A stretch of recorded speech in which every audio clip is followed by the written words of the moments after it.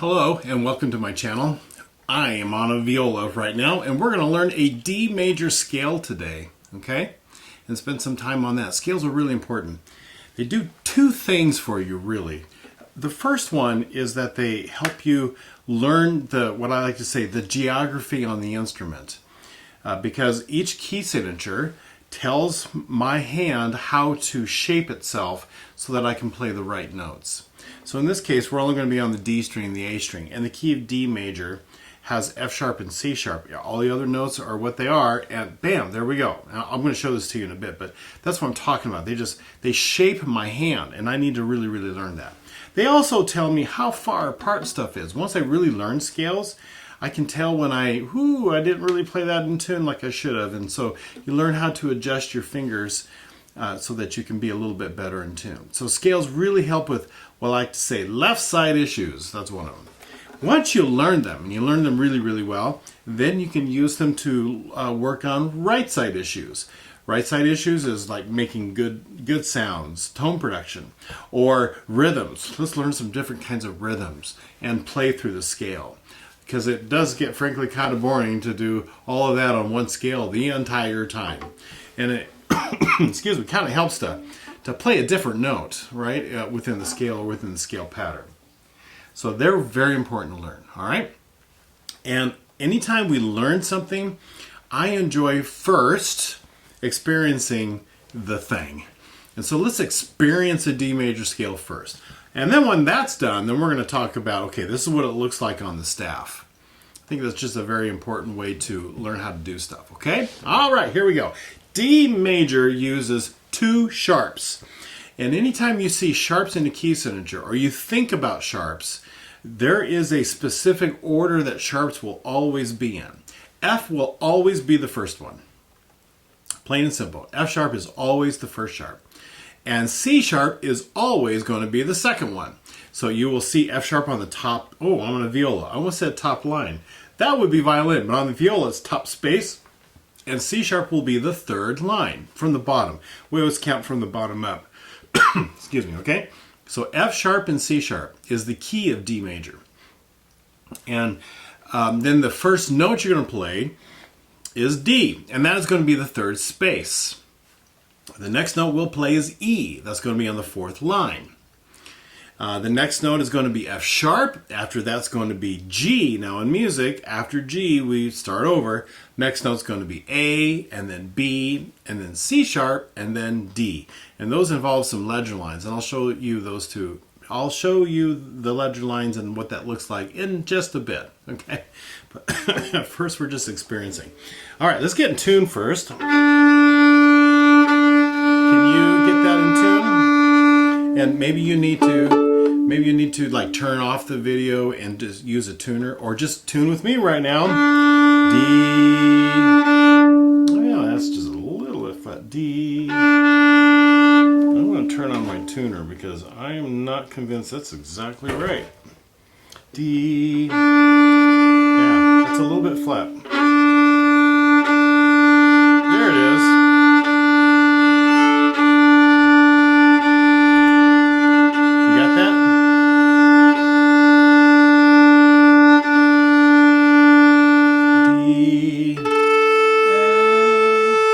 Good to sing too. Sing all the time.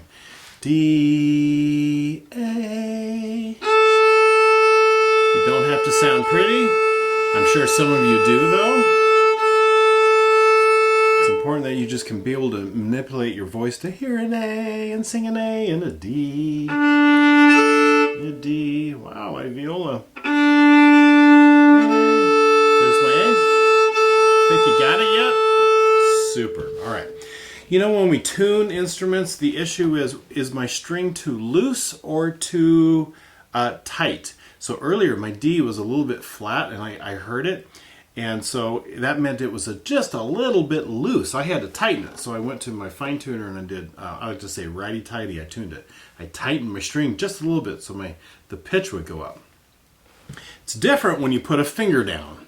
When you put a finger down, the issue is, am I placing my finger in the right spot, which makes the right note, or did I make the string too short? Or did I make the string too long? Okay, it's really important that you really just find that right spot. So this will be E, E. Now if I landed here, it's like, whoop, that's too short. My string's way too short. I gotta make it longer. Cool. Oh, that's flat. My string is too long. I need to shorten it. E. It's really important that you're learning how to tune and adjust as you play. Okay? All right. Here are the D major notes. Listen carefully. Just get them in tune. D. E. First finger. F sharp. Second finger.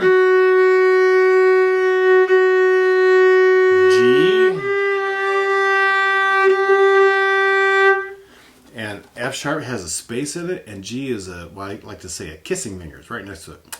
Make a kiss. Now, if you have a big viola and your fingers are a little bit on the thin side, then they might not be right next to each other. So you really need to use your ear. But mine are a little bit fat, so I got to make sure that they're in tune. A. Now, a couple ways you can play A. You can play A with a forefinger that has another whole step off of that 3. And I want you to be able to do this eventually. But if you've never done that, then right now just go ahead and go with the open A. It's perfectly fine. But you're going to watch me sometimes play the open A, and sometimes I'll use a fourth finger because I can. Right? And it's a good thing for you to practice too. A. B, first finger. C sharp. And then D. There's my D, okay? All right, so those were all of the notes. Let's go through them just together real quick. Here we go. D. What? Weather. D. E. F sharp. There's G. A. B. C sharp. D. Those are the notes. Now, I want to talk to you about singing a little bit. There's two things that we like to sing. I like to sing something, just the note names. D, E, right? And because of that, I want to make one sound because I don't want it to mess up the rhythm. So when I get to F sharp, I say fis. I use the German word for F sharp. Because I don't want to go D, E, F sharp. That's the wrong rhythm. I want to do quarter notes. So you'll hear me do that. Also with rhythm, you'll hear me go ta ta ta ta. I like to use something called takadimi, and I'll help you with that as we get going. Okay, let's do half notes, 2 counts. Here's my pulse. Ready, go, and D, E,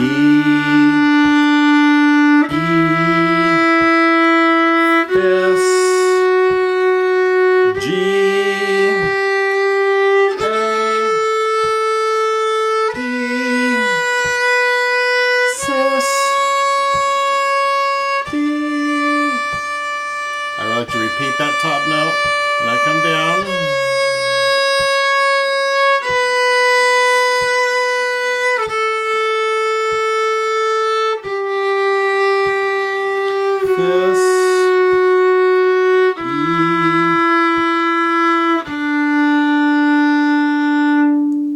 Doing great. Let's do quarter notes. Ta, ta, ta, ta. Ready, go, and...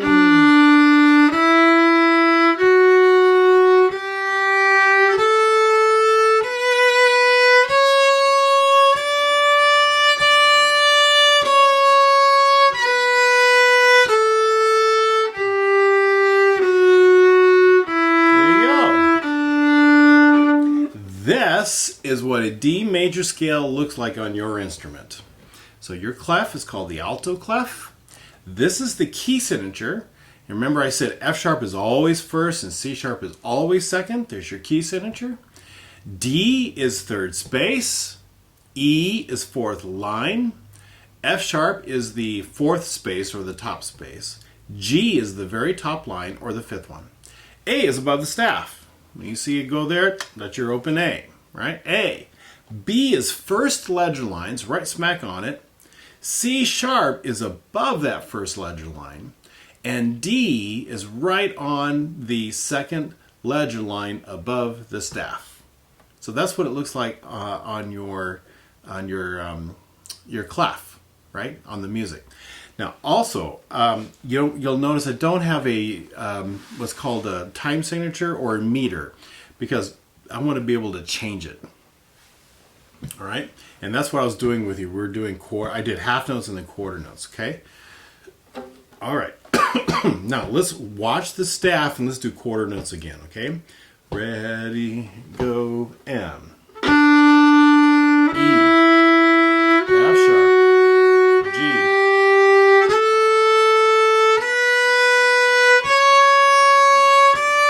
Come down.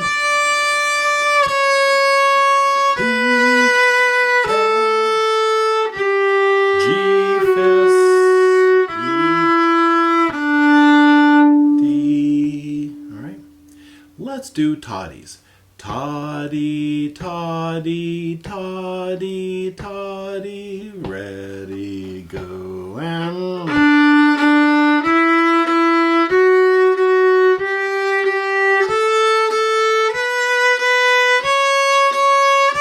repeat, come down.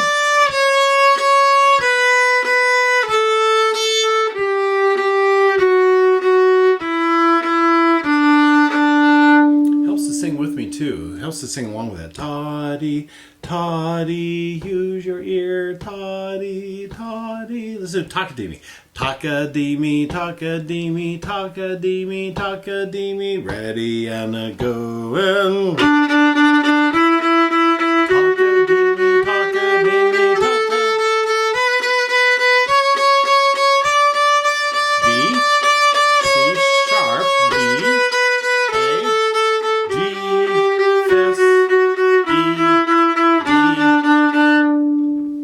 Wow, you're doing great. I really enjoy mixing eighth notes and sixteenths. Ta, dee, mi, ta, dee, mi, ta, dee, mi, ta. So we're going to put ta there first. Ta. And then we're going to go dee, mi, ta, dee, mi, ta. I think the way I like to do is go ta, dee, mi, ta, dee, mi, ta, dee, mi, ta, dee, mi, ta, dee, mi. All right, let's talk about tas.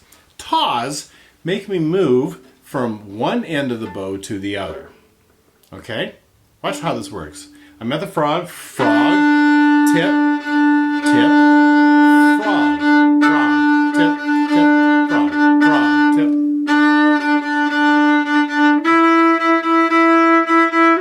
See how it makes me move to the other end of the bow? It's really important that you do that, because then your tas have lots of great sound.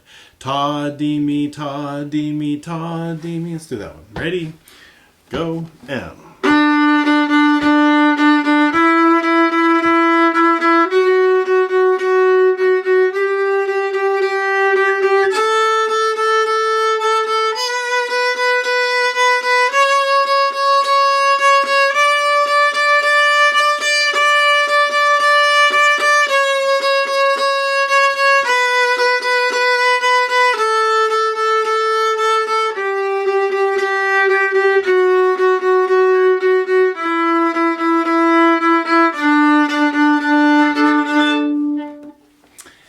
I was playing through that and I was thinking, if you were right in front of me, I could ask you a question and you could tell me and respond, and we could have a great little conversation.